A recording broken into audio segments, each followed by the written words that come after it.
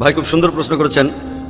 আর আপনি বললেন যে আমি আমার লেকচারে বলেছি যে সর্বশক্তিমান ঈশ্বর সব মানুষকে বানিয়েছেন মাত্র একটি যুগল থেকে, পুরুষ এবং নারী। তারপর তিনি তাদেরকে বিভক্ত করেছেন বিভিন্ন ধর্মে। ভাই আমি এই কথাটা কখনোই বলিনি যে সর্বশক্তিমান ঈশ্বর মানুষকে বিভক্ত করেন ধর্মে। রেকর্ড করে রাখতে পারেন, আমি কখনোই বলিনি যে বিভিন্ন ধর্মে। আমি বলেছি বিভিন্ন জাতি আর উপজাতিতে। অনেক জাতি, অনেক রং, বিভিন্ন ধর্মে না। আল্লাহ বলেছেন ধর্ম একটাই। সর্বশক্তিমান ঈশ্বর মানুষকে কখনোই বিভিন্ন ধর্মে ভাগ করেননি।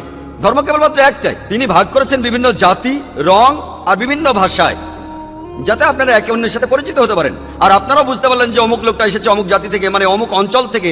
ধর্ম না অঞ্চল, এটা ধর্ম না। তাই আপনি যে ধর্মের কথা বলছেন সেটা ঠিক না, বা ঠিক আছে। বিভিন্ন ভাষা, বিভিন্ন রং, বিভিন্ন জাতি, আমি একমত, যাতে তারা অন্যের সাথে পরিচিত হতে পারে, একে অন্যের সাথে যুদ্ধ করার জন্য নয়। আপনি বললেন যে আমি নাকি কখনো হিন্দুইজমকে ধর্ম বলিনি। আপনি এটাও ঠিক বললেন না। আমি বলেছি ধর্ম হলো সর্বশক্তিমান ঈশ্বরে বিশ্বাস করা। ও ডিকশনারি বলছে এই হিন্দুইজমকে বুঝতে হলে, হিন্দু ধর্মটাকে বুঝতে হলে আপনাকে এই ধর্মের ঈশ্বরের ধারণাকে বুঝতে হবে। আপনি যদি ইহুদি ধর্মকে বুঝতে চান তাহলে আপনাকে ইহুদি ধর্মের ঈশ্বরের ধারণাকে বুঝতে হবে। আপনি যদি খ্রিস্টান ধর্মকে বুঝতে চান তাহলে খ্রিস্টান ধর্মের ঈশ্বরের ধারণাকে বুঝতে হবে। যদি আপনি ইসলাম ধর্মকে জানতে চান তাহলে ইসলাম ধর্মের ঈশ্বরের ধারণাকে বুঝতে হবে। আমি সেটাই বলেছি। এই সমস্ত বিভেদগুলো কে তৈরি করেছেন? ঈশ্বর করেননি।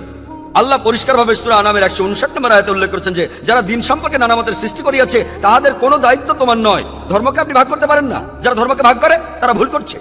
আর বললেন যে কেন মানুষ একে অন্যকে হত্যা করে, এটা আপনি তাদের জিজ্ঞেস করুন। যেমন ধরুন একজন শিক্ষক ছাত্রদের বলল নকল করো না, ছাত্ররা নকল করে। এখানে কে দোষী, শিক্ষক না ছাত্র? ছাত্র দোষী। এখানে আল্লাহ মানুষ জাতির প্রত্যেককে একটা স্বাধীন ইচ্ছা শক্তি দিয়েছেন যে তোমরা যা খুশি করতে পারো, আমি শুধু গাইডেন্সটা দেবো। সর্বশেষ আর চূড়ান্ত গাইডেন্স, সর্বশেষ আর চূড়ান্ত আসমানি কিতাব হলো পবিত্র কোরআন। এখানে সব নির্দেশগুলো দেওয়া আছে। আর আল্লাহ বলেছেন, আমি আমার লেকচারে বলেছি যে সূরা মাইদার 32 নম্বর আয়াতে উল্লেখ আছে, যদি কেউ কোনো মানুষকে হত্যা করে, হোক মুসলিম বা অমুসলিম, হোক সে হিন্দু, ইহুদি, খ্রিস্টান, শিখ, যে কেউ, যদি সেটা হত্যাকাণ্ডের অপরাধে না হয়, যদি দুনিয়া ধ্বংসাত্মক কাজের জন্য না হয়, তাহলে সেজন্য পুরো মানব জাতিটাকে হত্যা করলো।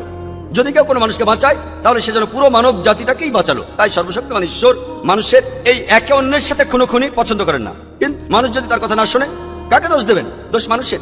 এই পৃথিবীতে আল্লাহ বলেছেন সূরা মুলকের 2 নম্বর আয়াতে আছে যে এই পৃথিবীতে আল্লাহ সৃষ্টি করিয়াছেন মৃত্যু এবং জীবন তোমাদিগকে পরীক্ষা করিবার জন্য। আল্লাহ মৃত্যু আর জীবন তৈরি করেছেন আমাদের সবাইকে পরীক্ষা করার জন্য। আল্লাহ এখানে ইন্টারফেয়ার করেন না, তিনি চালাতে পারতেন। কোরআন বলছে যদি আল্লাহ চাইতেন তিনি সবাইকে বিশ্বাসী বানিয়ে পৃথিবীতে পাঠাতেন, তাহলে এই পরীক্ষাটা থাকতো না। যদি শিক্ষক চান পাশ করুক আর না করুক, তিনি সবাইকে পাশ করিয়ে দিতে পারেন। শিক্ষক পারেন, তবে সেটা হবে একচোখা। আর ছাত্রের স্বাধীন ইচ্ছাটা কি হবে? ছাত্ররা সবাই পরীক্ষা দিচ্ছে, সেখানে একজন ঠিকভাবে উত্তর দিতে পারলো না, তারপরও সে পারলো। তখন যে পড়াশোনা করছে সে প্রতিবাদ করবে যে আমি এই পরীক্ষার জন্য এত খাটাখাটি করলাম, আর এই ছাত্র নকল করছে, চুরি করছে, ভুল উত্তর দিয়েও সে পাশ করছে। তাহলে পরের ব্যাচ যদি তারা বুঝতে পারে যে শিক্ষক সবাইকে পাশ করান, সে ঠিক উত্তর দিক আর ভুল উত্তর দিক, তখন সবাই শোনা ছেড়ে দেবে।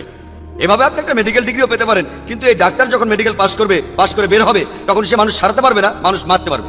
আর সেজন্য আল্লাহ সুবহানাহু ওয়া তাআলা পবিত্র কোরআনের মাধ্যমে মানুষ জাতিকে নির্দেশ দিয়েছেন হত্যা করো না, অন্যের ক্ষতি করো না, মানুষকে ভালোবাসো। আমার লেকচারে সব বলেছি। কিন্তু মানুষ যদি না, তার মানে তারা কোরআন মেনে চলছে না।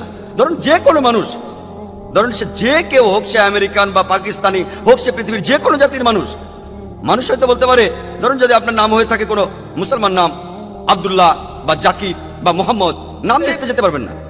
নাম দিয়ে নিজেকে মুসলমান বলছেন, নাম আপনাকে মুসলিম বানায় না। মুসলিম কোনো লেভেল না যে আমি বললাম মুসলিম আর মুসলিম হয়ে গেলাম। মুসলিম অর্থ নিজের ইচ্ছাকে সমর্পণ করা আল্লাহ সুবহানাহু ওয়া তাআলার কাছে। যদি কারো নাম হয়ে থাকে আব্দুল্লাহ